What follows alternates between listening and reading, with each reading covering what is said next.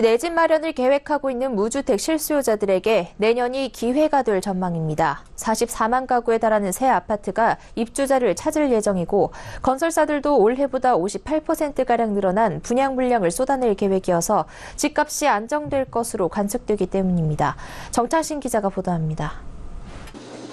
부동산 114 조사에 따르면 내년 분양시장엔 41만 7천여 가구가 공급됩니다.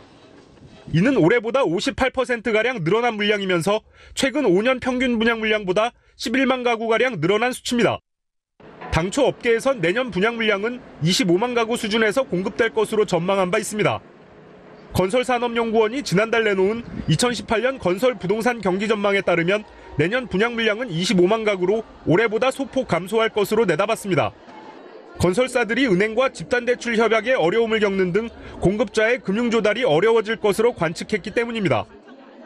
하지만 올해보다 분양 물량이 늘어난 데는 부동산 규제로 분양 못한 물량이 내년으로 미뤄진 탓과 재건축 등 정비사업 수주 물량이 내년 분양될 예정이기 때문입니다. 실제로 내년 분양 물량 중 재건축 재개발 물량은 17만 3천여 가구로 전체 공급 물량의 41%에 달합니다. 올해 수주한 정비사업 물량이 내년 일반 분양으로 쏟아지는 겁니다. 여기에 내년엔 사상 최대인 44만 가구의 새 아파트 입주와 정부의 대출 규제, 추가 금리 인상 등도 부동산 시장에 영향을 미칠 것으로 예상됩니다. 부동산 시장의 투기 수요가 빠지고 무주택 서민 중심으로 재편되면서 집값도 안정될 것으로 관측됩니다.